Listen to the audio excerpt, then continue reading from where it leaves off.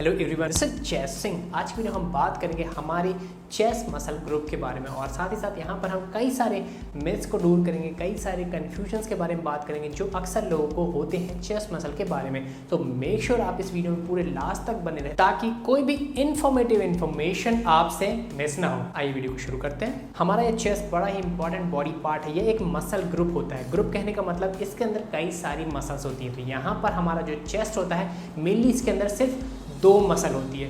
मैं फिर से बोल रहा हूँ, इसके अंदर सिर्फ दो ही मसल होती है जिसका नाम है पेक्टोरालिस मेजर और दूसरी है पेक्टोरालिस माइनर। जैसे आम आप जिम की बोलचाल की भाषा में सुनते आए होंगे कि अपर चेस्ट हो गया, मिडिल चेस्ट हो गया, लोअर चेस्ट हो गया, तो यहाँ पर ऐसा बिल्कुल नहीं होता। हमारे यहाँ पर चेस्ट मसल ग्रुप के अंदर सिर्फ दो ही मसल होती है जो कि है पेक्टोरालिस मेजर और दूसरी है पेक्टोरालिस माइनर। जैसे कि आप इस समय इमेज पर देख पा रहे होंगे, ये जो पेक्टोरालिस मेजर होता है ये काफ़ी बड़ा मसल होता है हमारे अपर बॉडी का। जैसे कि आप इस समय साइज़ के हिसाब से ही देख पा रहे होंगे, ये काफ़ी थिक होता है, काफ़ी स्ट्रांग होता है और काफ़ी बड़ा एरिया कवर करता है हमारे अपर बॉडी का। पेक्टोरालिस एक सुपरफिशियल मसल है, यह बाहर की तरफ होती है, बाहर से दिखाई देती है। वहीं अगर जब हम बात करें पेक्टोरालिस माइनर की तो यह एक डीप मसल होती है। यह हमारे पेक्टोरालिस मेजर के नीचे होती है, यह अंदर होती है और इसका जो साइज होता है वह भी छोटा होता है, यह थिन भी होती है, जैसे कि आप इस समय इमेज में देख पा रहे होंगे। तो अभी तक ये क्लियर हो गया कि हमारे चेस्ट मसल ग्रुप में सिर्फ यही दो मसल है। अब हम आगे बढ़ते हैं, एक एक करके इन दोनों के बारे में बात करते हैं। हमारी जो ये पेक्टोरालिस मसल होती है इसके सिर्फ दो ही हेड होते हैं, ठीक है। कौन कौन से? फर्स्ट होते हैं क्लैविकुलर हेड और दूसरा होता है स्टर्नोकोस्टल हेड। यहाँ पर भी एक बहुत बड़ा कंफ्यूजन होता है लोगों के बीच में कि हमारी जो पेक्टोरालिस मेजर होती है इसके 3 हेड होते हैं। ज़्यादातर फिटनेस कोर्सेज में 2 हेड पढ़ाया जाता है, किसी में 3 हेड पढ़ाया जाता है, तो यहाँ पर लोग बहुत कंफ्यूज जाते हैं। तीसरा हेड जो पढ़ाया जाता है उसको एब्डोमिनल हेड बोलते हैं, लेकिन जो मैं प्रेफर करता हूँ और जो बहुत सारी रिसर्च प्रूफ करती है कि हमारे जो पेक्टोरालिस मेजर मसल है उसके सिर्फ 2 ही हेड होते हैं, क्लैविकुलर हेड और दूसरा होता है स्टर्नोकोस्टल हेड। जो तीसरा हेड एब्डोमिनल हेड मैंने आपको बताया हमारी पेक्टोरालिस मेजर मसल का, इसको क्यों हेड कंसीडर नहीं करना चाहिए इसके बारे में हम बात करेंगे और अच्छे समझने की कोशिश करेंगे क्यों इसको हेड नहीं कंसीडर करना चाहिए। लेकिन इससे पहले आपको बाकी के जो हेड है क्लैविकुलर हेड और स्टर्नोकोस्टल हेड इनको अच्छे से समझना पड़ेगा, तभी आपको ये तीसरा चीज, इसका मिथ, इसका रीजन पीछे का समझ में आएगा, ठीक है। ये जो क्लैविकुलर हेड होता है यह एक अपर फाइबर होता है हमारे पेक्टोरालिस मेजर मसल का। जैसे कि आप इस समय इमेज में देख पा रहे होंगे, यहाँ पर पर्पल कलर से मैंने मार्क किया है हमारे पेक्टोरालिस मेजर के क्लैविकुलर हेड को। इस हेड का नाम क्लैविकुलर हेड इसलिए पड़ा क्योंकि हमारे क्लैविकल बोन के ऊपर होता है। हमारी जो ये कॉलर बोन होती है इसको हम क्लैविकल बोन बोलते हैं। इसी के ऊपर जो अपर फाइबर है हमारे पेक्टोरालिस मेजर मसल का वो प्रेजेंट होता है, उसी को हम क्लैविकुलर हेड बोलते हैं हमारे पेक्टोरालिस मेजर मसल का। अगर हम इस क्लैविकुलर हेड के ओरिजिन के बारे में बात करें तो यह हमारे anterior surface of the medial half of the clavicle से निकलता है। जैसे कि आप इस समय इमेज में देख पा रहे होंगे, मैंने यहाँ पर एक ग्रीन कलर से लाइन मार्क की है जहाँ से हमारा ये क्लैविकुलर हेड निकलता है। आई होप आपको क्लियरली दिख रहा होगा और अच्छे से समझ में आ रहा होगा। वहीं अगर हम स्टर्नोकोस्टल हेड के बारे में बात करें, इसको जनरली लोग स्टर्नल हेड भी बोलते हैं, तो यह 3 जगहों से जुड़ा होता है। जैसे कि आप देख पा रहे होंगे यहाँ पर मैंने जो ग्रीन कलर से मार्क किया है हमारी पेक्टोरालिस मेजर मसल के ऊपर, वह सारे अटैचमेंट है हमारे स्टर्नोकोस्टल हेड के।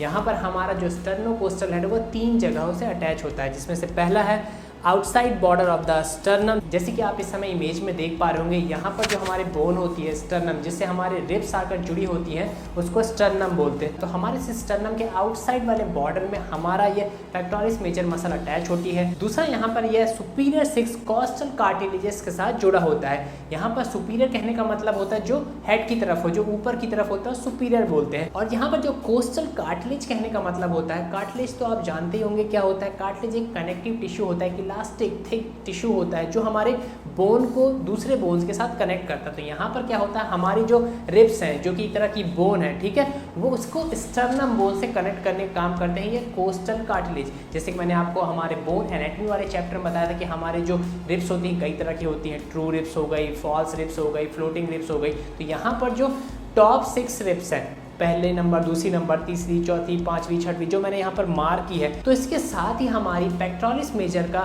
स्टर्नोकोस्टल हेड जुड़ा हुआ होता है। और यहाँ पर जो कोस्टल वर्ड यूज हुआ है, कोस्टल कहने का मतलब होता है किनारे। यहाँ पर क्या जो हमारी मसल है वह कार्टिलेज के किनारे किनारे के ऊपर से जुड़ी हुई है, इसलिए यहाँ पर ये कोस्टल वर्ड अटैच हुआ है। तो ये जो दो अटैचमेंट मैंने अभी आपको बताया, इन दोनों के नाम यूज़ करके ही हमारे इस स्टर्नोकोस्टल हेड का नाम बना है। स्टर्नल लिया हमारे पहले पॉइंट से और कोस्टल लिया सेकंड पॉइंट से, इन दोनों को मिला के स्टर्नोकोस्टल हेड नाम दिया गया है। और जनरली इस स्टर्नोकोस्टल हेड को लोग स्टर्नल हेड भी बोल देते हैं, वह भी गलत नहीं है, आप उसको यूज़ कर सकते हैं। स्टर्नल हेड आप एक बोल सकते हैं कि एक अल्टरनेटिव नाम है इस स्टर्नोकोस्टल हेड का। वहीं जो तीसरा पॉइंट आता है हमारे स्टर्नोकोस्टल हेड के अटैचमेंट का, वह है upon a recess of the external oblique muscle.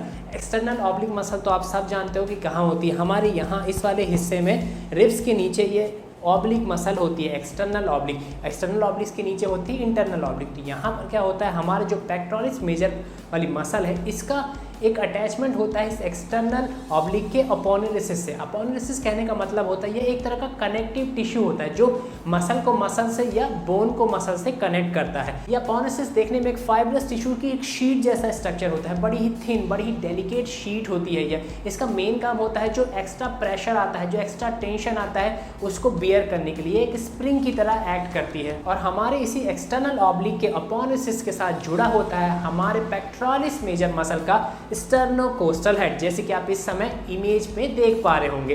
और जहाँ जहाँ भी आप सुनते आए होंगे, जिस कोर्स में आप सुनते आए होंगे, जिस बुक्स में आप सुनते आए होंगे कि हमारे पेक्टोरलिस मेजर मसल के 3 हेड होते हैं, तीसरा हेड एब्डोमिनल हेड होता है, तो वहाँ पर जो एब्डोमिनल हेड वो लोग बोलते हैं वो इसी अटैचमेंट को रिफर करते हैं। जो यहाँ पर आपको सी पॉइंट दिख रहा है, जहाँ पर हमारी aponeurosis of the external oblique muscle के साथ हमारा पेक्टोरलिस मेजर का स्टर्नोकोस्टल हेड अटैच हो रहा है, तो इसी अटैचमेंट को वह तीसरा हेड एब्डोमिनल हेड वो लोग बोल देते हैं और कंसीडर करते हैं। लेकिन अगर हम एक साइंटिफिक अप्रोच की बात करें तो हम इसको हेड नहीं बोल सकते, क्योंकि हेड हम उसको बोलते हैं जहां पर कोई मसल फाइबर किसी बोन से बाहर निकलता है। लेकिन यहाँ पर जो मसल फाइबर है हमारे पेक्टोरलिस मेजर मसल का, वह बोन से बाहर नहीं निकल रहा, वह एक अपोनेलिसिस से निकल रहा है, वो किसी दूसरी मसल के अपोनेलिसिस से निकल रहा है, तो वह बोन से नहीं निकला। तो जब कोई चीज़ बोन से नहीं निकली तो उसको हम हेड नहीं बोलते हैं। तो इसीलिए हमको हमेशा ये क्लियर रहना है कि हमारे पेक्टोरलिस मेजर मसल में सिर्फ 2 ही हेड होते हैं।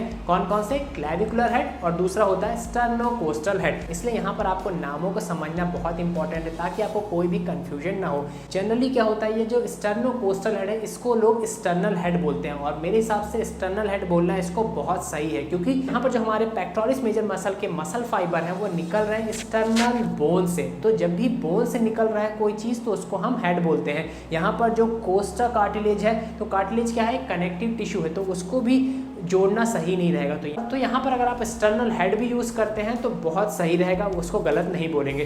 तो यहाँ पर हमने अभी तक क्या सीखा कि हमारी जो पेक्टोरलिस मेजर मसल है उसके 2 हेड होते हैं, एक क्लैविकुलर हेड और दूसरा स्टर्नल हेड, या फिर उसको हम स्टर्नोकोस्टल हेड भी बोलते हैं। लेकिन यहाँ पर हम तीसरा हेड बिल्कुल कंसीडर नहीं करते हैं, ठीक है।